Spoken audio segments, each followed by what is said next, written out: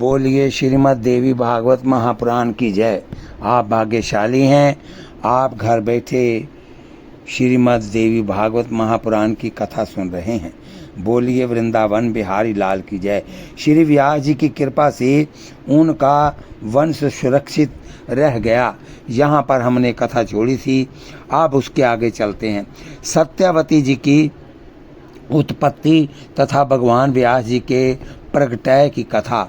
ऋषियों ने कहा, सूत जी आपकी ये अस्पष्ट वाणी महान आश्चर्य उत्पन्न कर रही है।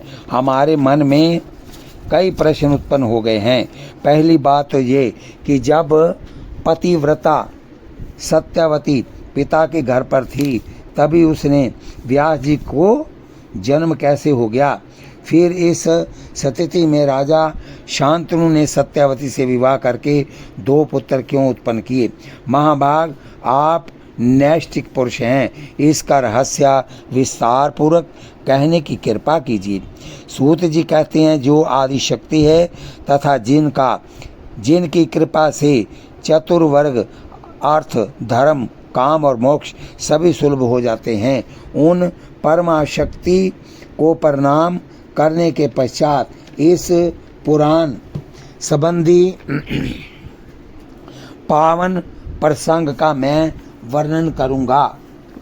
विशेषता ये है कि भगवती जगदम्बिका वांग्मय बीज मंत्र किसी बहाने भी मानव के मुख से निकल जाता है तो उसे अविचल सिद्धि प्राप्त हो जाती है। अतः सभी का परम कर्तव्य है कि संपूर्ण कामनाओं की सिद्धियों के लिए उसी बीज मंत्र से भलीभांति भगवती जगदम्बिका का निरंतर चिंतन करे, क्योंकि मनोरथ पूर्ण करने में वह सदा तत्पर रहती है। एक धार्मिक एवं सत्य प्रतिज्ञा उपरिचर नामक राजा थे। एक सत्य प्रतिज्ञा उपरिचर नामक राजा थे। चेदी देश में उनकी राजधानी थी। उनके पास प्रचुर धन था। वह ब्राह्मणों के भक्त थे। उन्होंने इंद्र की आराधना की, जिससे प्रसन्न होकर देवराज इंद्र ने राजा को एक स्फटिक मणिका बना हुआ सुंदर विमान दिया। राजा उपरिचर उस दिव्य विमान पर चढ़कर सर्वत्र विचरने लगे। उस पर बैठकर वे आकाश मार्ग से सब छंद यात्रा करते। उस विमान का भूमि से संपर्क नहीं होने पाता था। वह प्रतिदिन धार्मिक कृत्य करते थे। संपूर्ण जगत में उनकी ख्याति हो गई। उनकी सुंदरी पत्नी का नाम था गिरिजा। राजा उपरिचर के 5 पुत्र थे। सभी बड़े बलिष्ठ एवं अमित तेजस्वी थे। राजा ने उन पुत्रों को अलग अलग देशों में अभिषिक्त कर दिया था। एक समय की बात है, राजा उपरिचर की स्त्री ऋतुमती थी। स्नान से निवृत्त होकर उसने पुंसवन व्रत किया और पति देव से अपनी कामना प्रकट की। परंतु पितरों की आज्ञा से राजा को मृग्या के लिए वन में जाना पड़ा। उस समय उनका चित्त उस भागनी में अटका था। वह उस सुंदरी भार्या को याद कर रहे थे। इतने में ही उनका शुक्र स्खलित हो गया। तब उन्होंने उस वीर्य को वट वृक्ष के एक पत्ते में रख दिया। राजा को रानी के ऋतुकाल का ज्ञान था ही। सोचा किसी प्रकार भी ये वीर्य व्यर्थ न हो। निश्चय ही मेरा ये वीर्य अमोघ है, इसे मैं अपनी स्त्री के लिए भेज दूं। इस प्रकार विचार कर पहले तो उस वीर्य को उन्होंने अभिमंत्रित किया, फिर वटपत्र के दोने में उसे रखा। पास ही एक बाज पक्षी था। राजा ने उससे कहा, महाभाग, तुम इसे लेकर अभी मेरे घर जाओ। सौम्या, इसे घर पर ले जाकर मेरी प्रेयसी भार्या गिरिका को तुरंत दे देना। आज उसका ऋतुकाल है। सूत जी कहते हैं, इस प्रकार कहकर राजा ऋचर ने वह वीर्य वाला दोना बाज को दे दिया। तदंतर उड़ने की कला को अच्छी तरह जानने वाले उस पक्षी ने पुटक उठाया और वह तुरंत आकाश में उड़ चला। वह चोंच में दोना लिए आकाश मार्ग से उड़ा जा रहा था। इतने में ही एक दूसरे बाज ने उसे देख लिया। ये मांस लिए हुए है, ये समझकर तुरंत उस पहले बाज पर टूट पड़ा। अब आकाश में वह दोनों पक्षी तुंड युद्ध करने लगे। चोंच से युद्ध करते समय वह वीर्य का दोना जमुना के जल में गिर पड़ा। उसके गिर जाने पर वह दोनों पक्षी इच्छा अनुसार चले गए।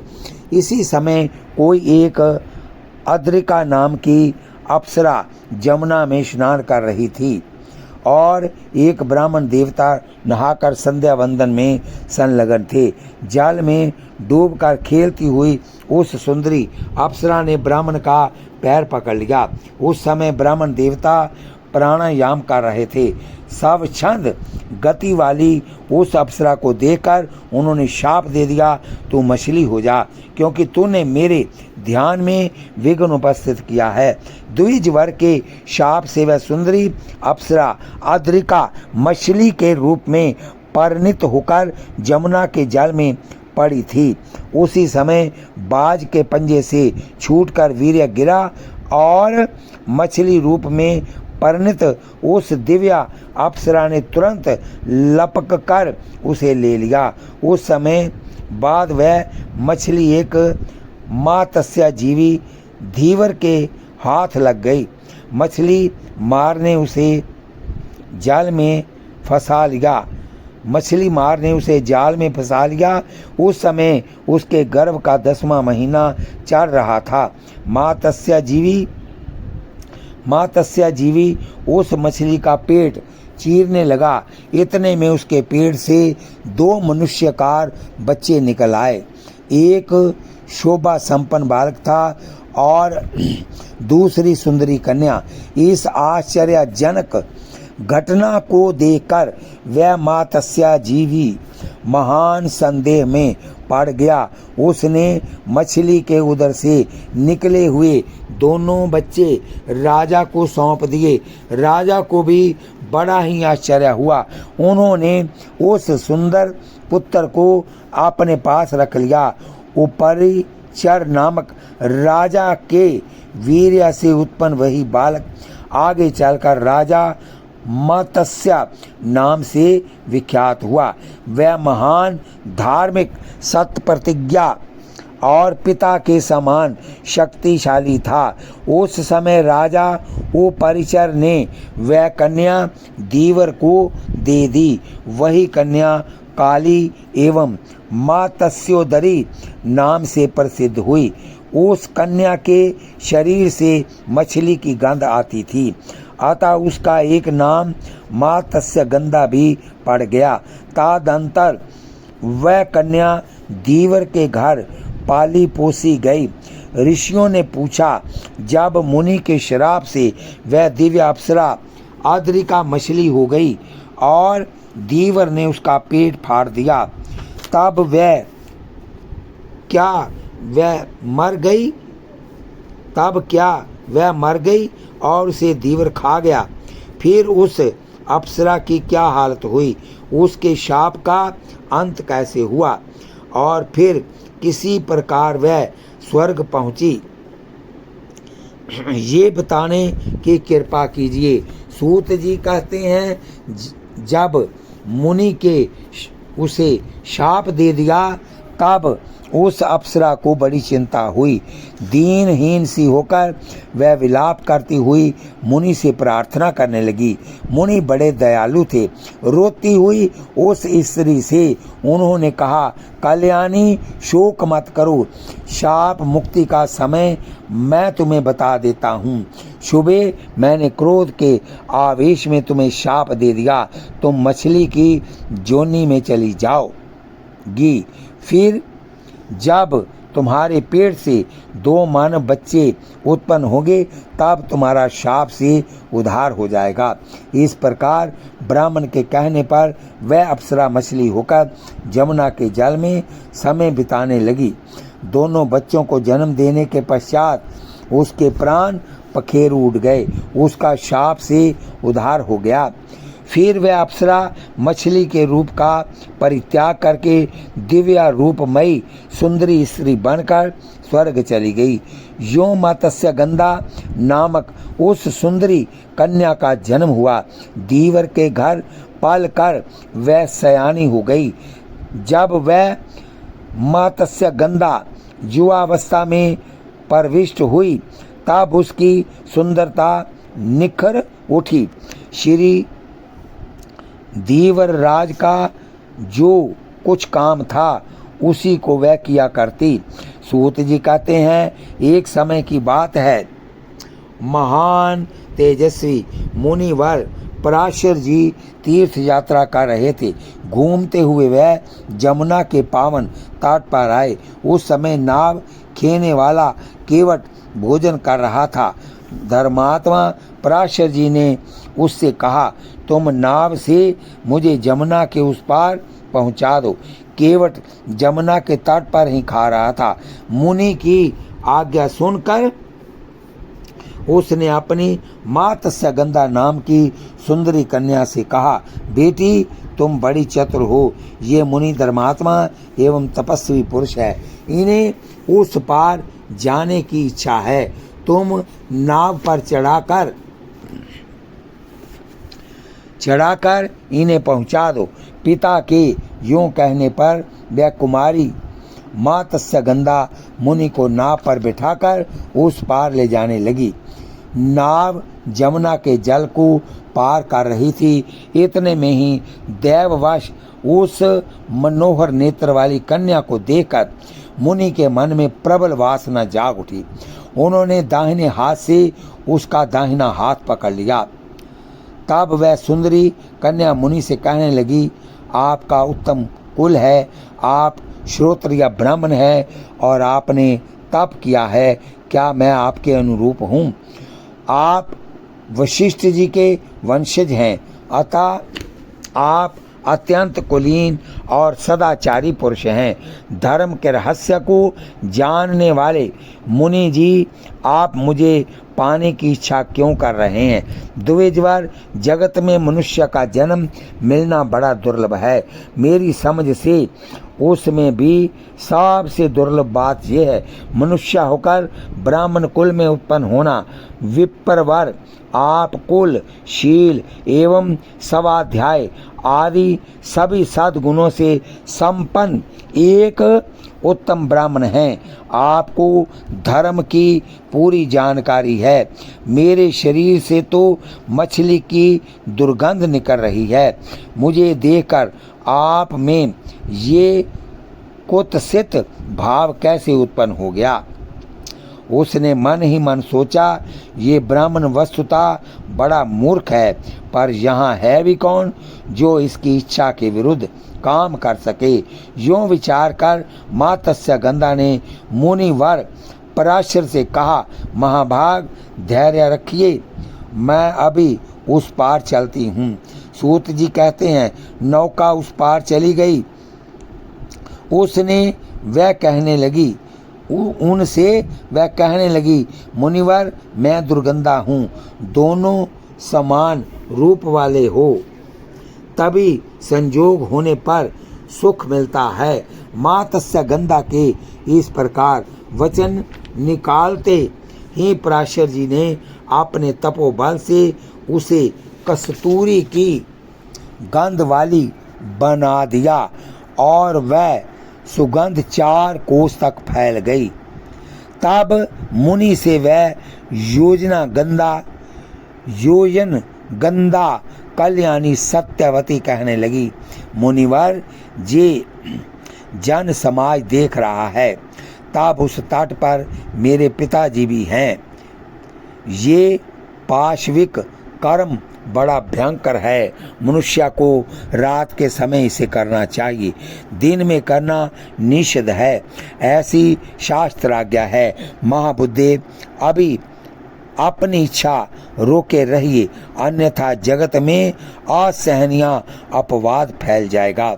इस प्रकार सत्यवती के युक्तिपूर्ण वचन सुनकर राजा विचारशील पराशर जी ने उसी क्षण अपने पुण्य के प्रभाव से कोहरा उत्पन्न कर दिया, यानी कि दिन को रात में बदल दिया। कोहरा उत्पन्न हो जाने पर तट पर अंधेरा छा गया। तब सत्यवती ने कोमल वाणी में मुनि से ये वचन कहा, विप्रवर, मैं कंवारी कन्या हूँ, आप तो इच्छा अनुसार चले जाएंगे। ब्राह्मण, आपका वीर्य व्यर्थ नहीं हो सकता, फिर मेरी क्या गति होगी? मैं यदि गर्भवती हो गई तो पिता से क्या कहूँगी? फिर मेरे लिए क्या कर्तव्य होगा? बताने की कृपा कीजिए। पराशर जी ने कहा, प्रिय, मेरा प्रिय कार्य करने पर भी तुम कन्या ही रहोगी। भामिनी, तुम्हें और भी जो अभिष्ट हो वह वर मांग लो। सत्यवती बोली, सम्मान प्रदान करने वाले मुनि जी, आप ऐसी कृपा कीजिए जिससे जगत में मेरे माता पिता इस रहस्य को ना जान सके, मेरा कन्याव्रत भंग ना होने पाए। द्विजवर, मेरे आपके समान ही अत्यंत अद्भुत शक्तिशाली पुत्र उत्पन्न हो। मेरी ये सुगंध सदा स्थिर रहे, मैं सदा नवयुक्ति बनी रहूं। पराशर जी बोले, सुंदरी सुनो, तुम्हारा पुत्र भगवान विष्णु का अंश होगा, तरलोकी में उसकी प्रसिद्धि होगी। प्रिय, किसी अदृष्ट कारण के अमित प्रभाव से ही मैं तुम पर आसक्त हुआ हूँ।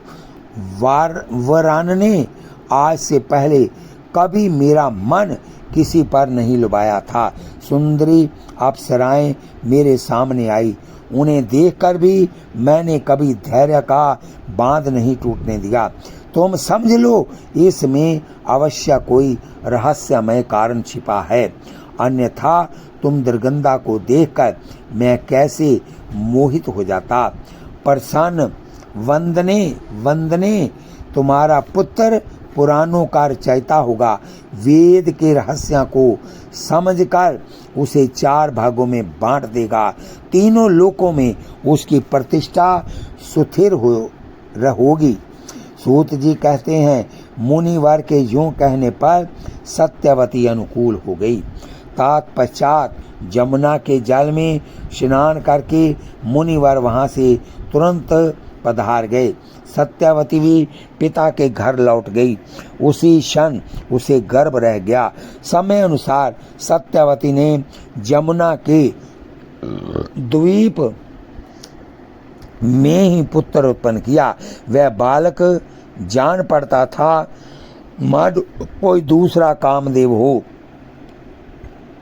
वह तेजस्वी पुत्र उत्पन्न होते ही बढ़ गया और अपनी माता से कहने लगा, माँ, मुझ में असीम शक्ति है। मन को तपो निष्ठ बनाकर ही मैं गर्भ में प्रविष्ट हुआ था। अब तुम इच्छा अनुसार जा सकती हो, मैं भी तपस्या करने चला जाता हूँ। महाभागे, तुम जब याद करोगी तभी मैं सामने आ जाऊंगा। माता जी, कभी तुम्हारे सामने अत्यंत कठिन परिस्थिति आ जाए तो मुझे स्मरण करना, मैं उसी क्षण सेवा में उपस्थित हो जाऊंगा। माता, तुम्हारा कल्याण हो, मेरे जाने में विलंब हो रहा है। तुम चिंता छोड़कर आनंद से समय व्यतीत करो। इस प्रकार कहकर व्यास जी वहां से चल दिए। सत्यवती भी अपने पिता के पास चली गई। सत्यवती ने जमुना द्वीप में व्यास जी को जन्म दिया। इसी से व्यास जी द्वैपायन नाम से विख्यात हो गए। ये भगवान विष्णु के अंशावतार हैं, अतः प्रकट होते ही प्रौढ़ हो गए। इन्होंने प्रत्येक तीर्थ में स्नान किया और उत्तम तपस्या की। इस तरह पराशर जी के कृपा करने पर व्यास जी प्रकट हुए। कलयुग आ गया, ये जानकर उन्होंने वेदों की शाखाएं बनाई। वेद का विस्तार करने से उनका नाम वेद व्यास पड़ गया। पुराण संहिताएं तथा श्रेष्ठ महाभारत सब उन्हीं की रचनाएं हैं। वेदों का विभाजन करके उन्होंने अपने शिष्यों को पढ़ा दिया। सुमंत, जैमिनी, पैल,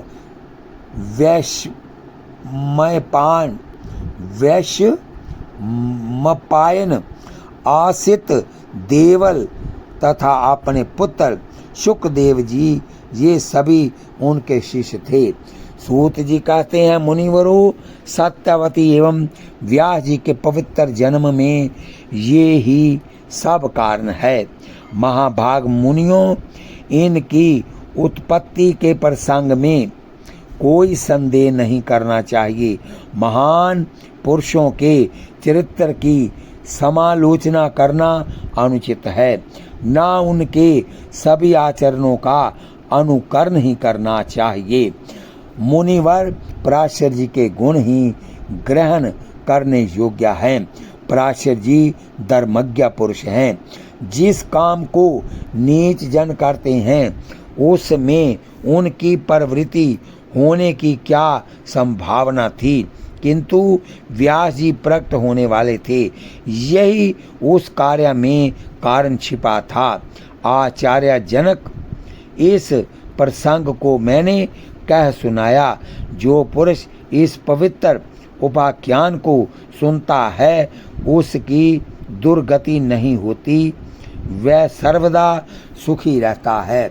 बोलिए वृंदावन बिहारी लाल की जय। इस कथा को मैं यहीं पर विश्राम देता हूँ। कल फिर कथा होगी श्रीमद् देवी भागवत की।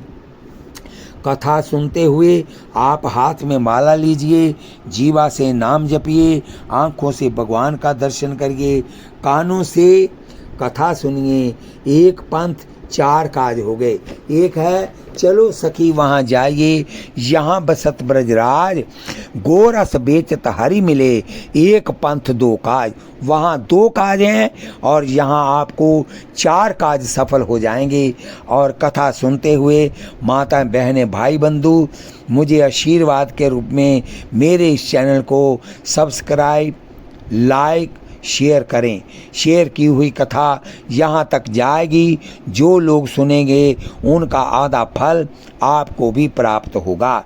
बोलिए वृंदावन बिहारी लाल की जय। सब्सक्राइब और लाइक एक बार ही होता है। बोलिए वृंदावन बिहारी लाल की जय। बोलिए जुगल सरकार की जय। बोलिए श्रीमद् देवी भागवत महापुराण की